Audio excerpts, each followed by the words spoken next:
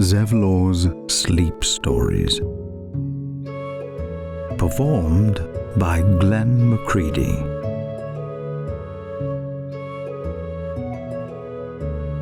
Oathsworn by V.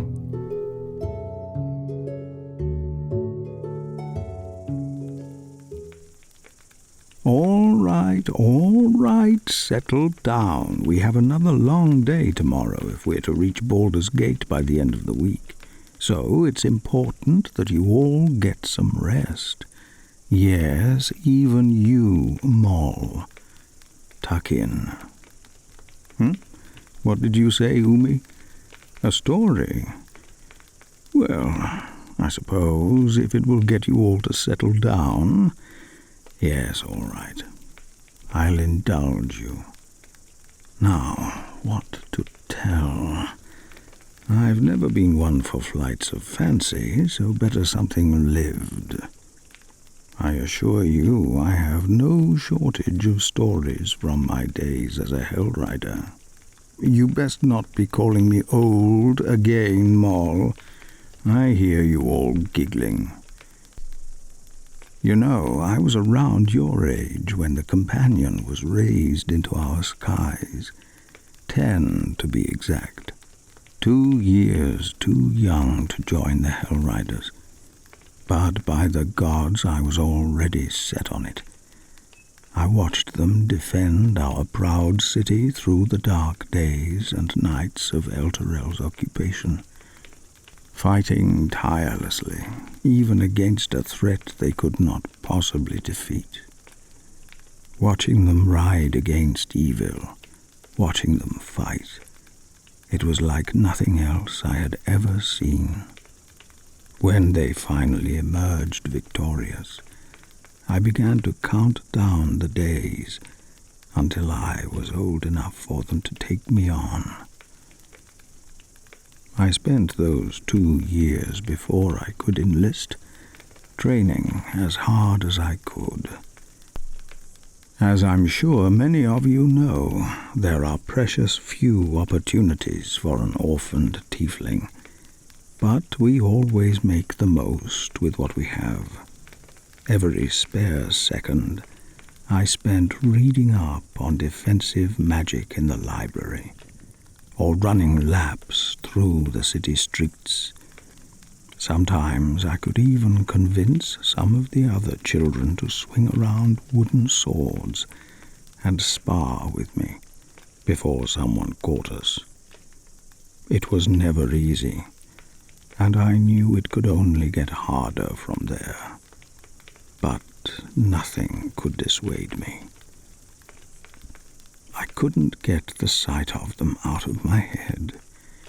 They were a beacon of hope, a light in a darkness that was almost too much to bear.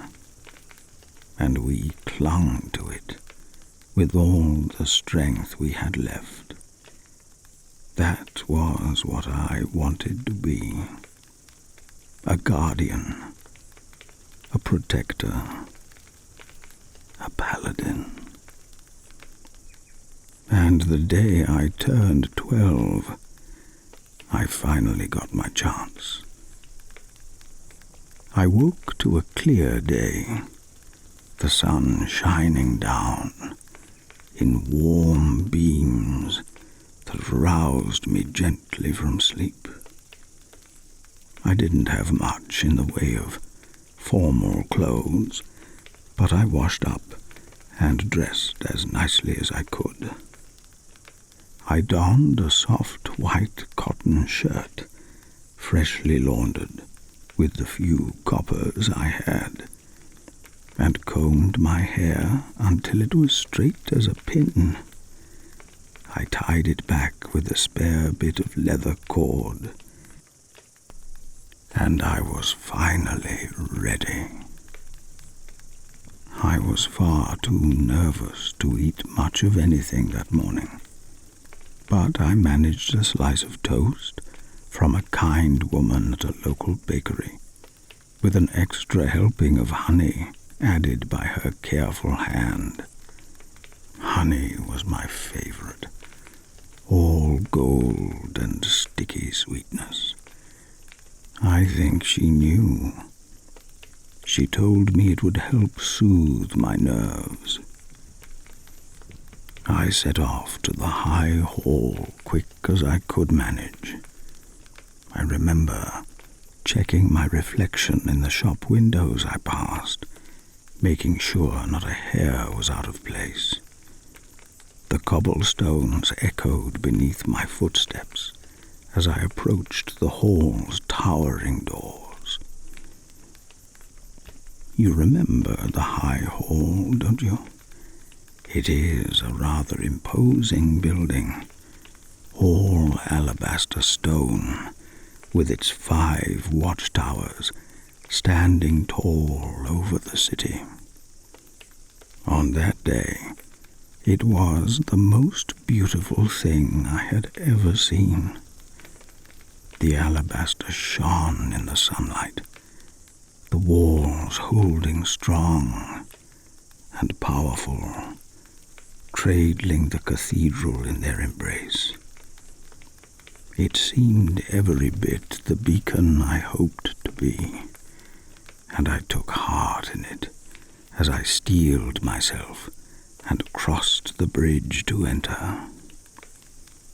I held my head high as I crossed the courtyard with even steps, trying with all my might to appear as I imagined a new recruit should.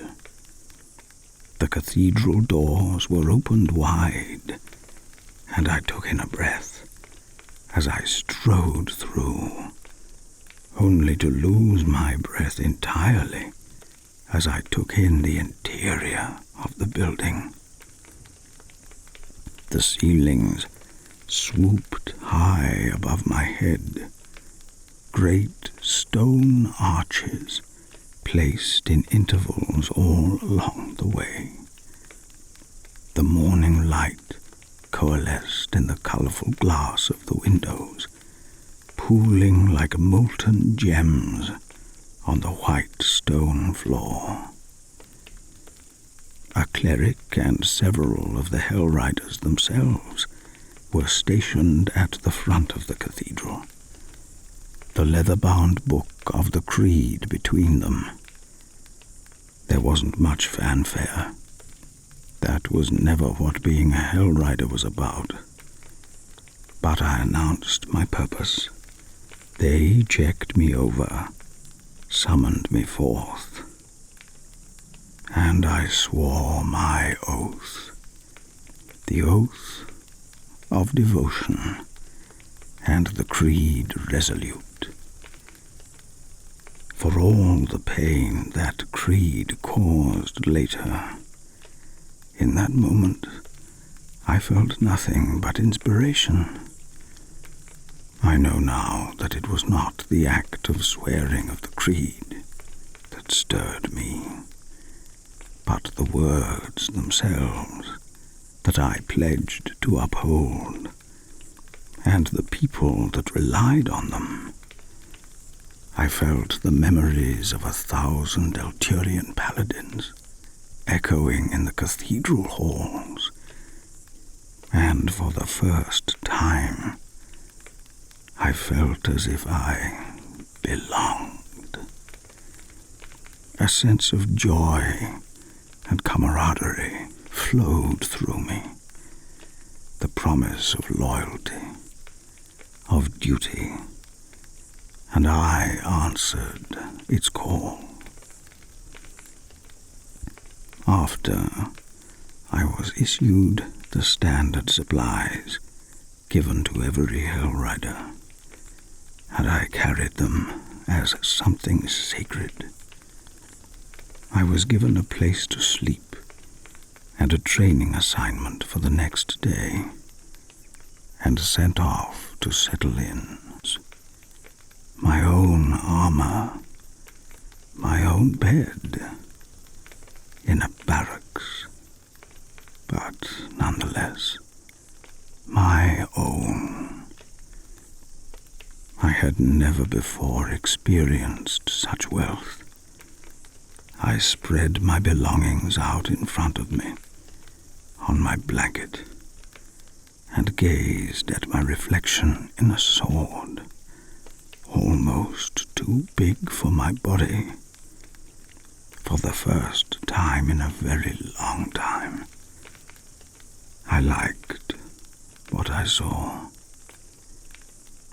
That feeling, that hope, that belonging, that safety.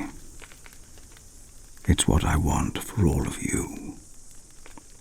It's what we march for, though we no longer bear the crest of any order or city.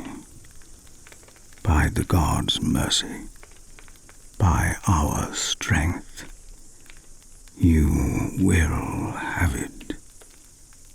We will give it to you. I promise. Asleep. Good. Rest well, little ones. Another day fast approaches.